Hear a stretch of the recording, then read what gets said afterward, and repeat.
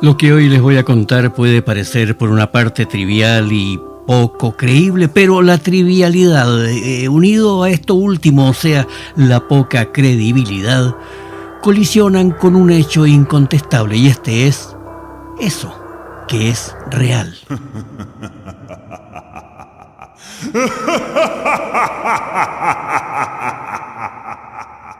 Lo que les voy a contar sucedió promediando los años 50 y a sus protagonistas,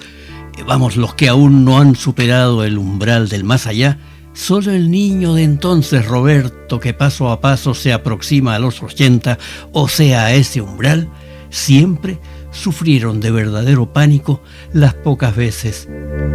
que recordaron aquella noche. En fin, les voy a contar la historia más o menos como la recogí en mi libro Historias entre el miedo y el terror, de la saga Que el miedo te acompañe.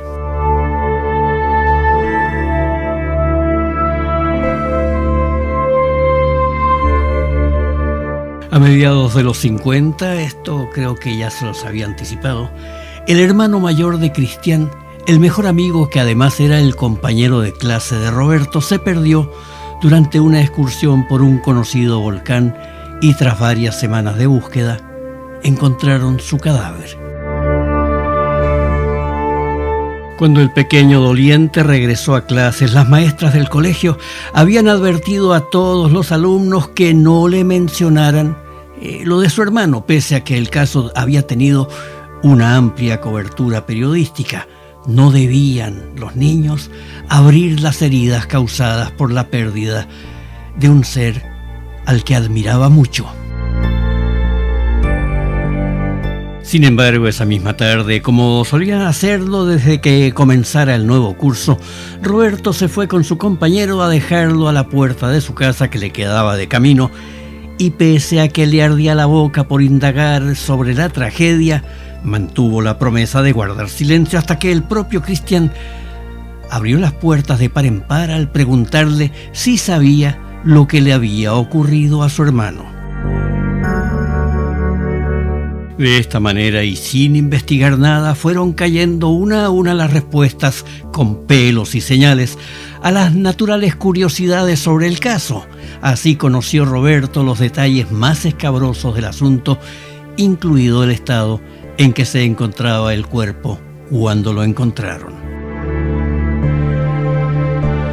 Pero esa no es parte de esta narración en sí, sino el preámbulo, porque a pocos metros de su residencia,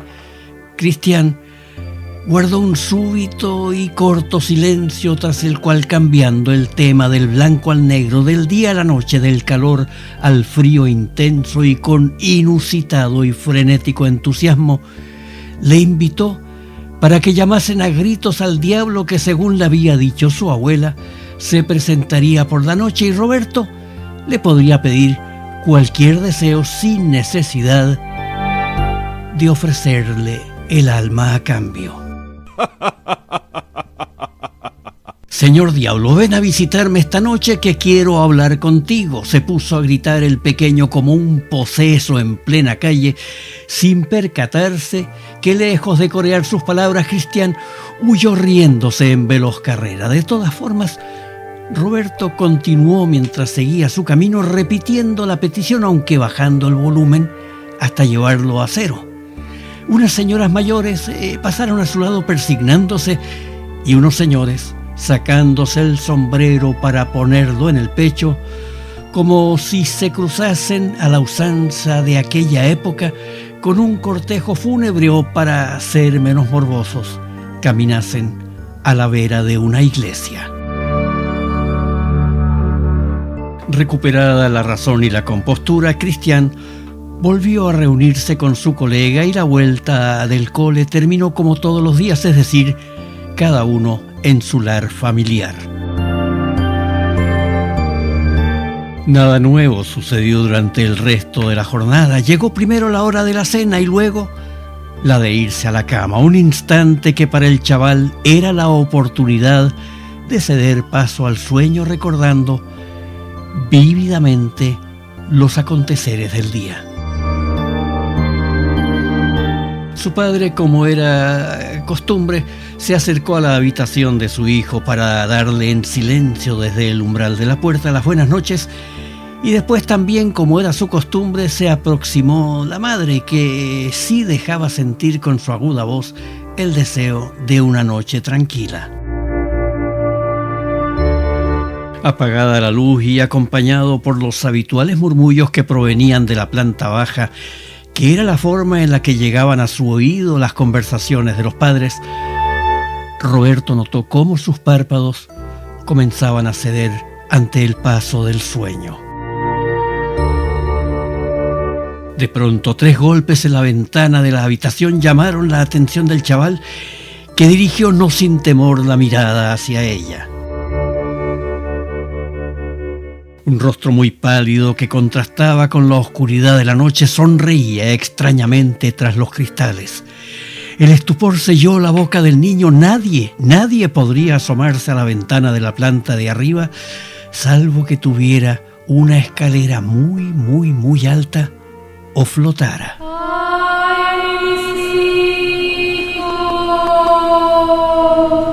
Finalmente un grito aterrado salió de su garganta, convirtiendo su boca en un cráter para expulsar una lava de pánico.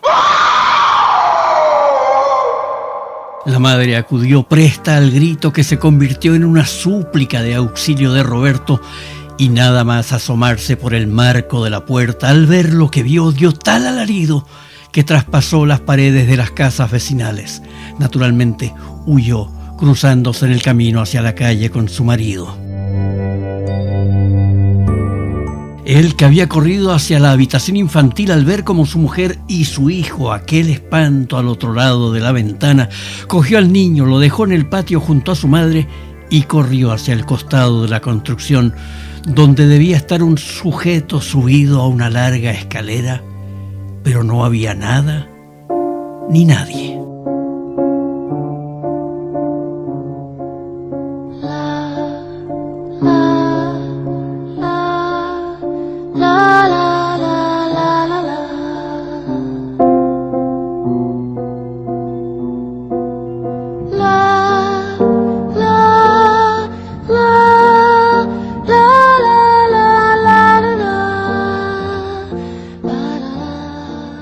Aunque la familia nunca más volvió a enfrentarse a aquella visión,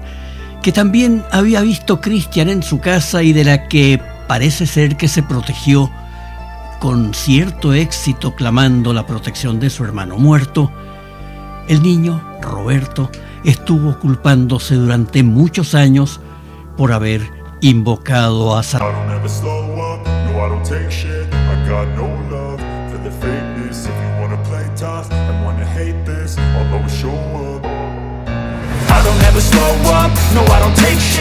De contar es tan cierta que se los puedo jurar, y se los puedo jurar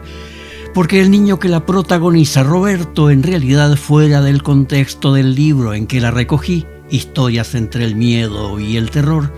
no se llamaba Roberto, sino que era, mejor dicho, soy yo. Y antes de irme, ojo, algo muy importante: cuando esta noche se vayan a dormir, no miren ni siquiera por curiosidad hacia la ventana, menos si está con las cortinas descorridas o las persianas abiertas.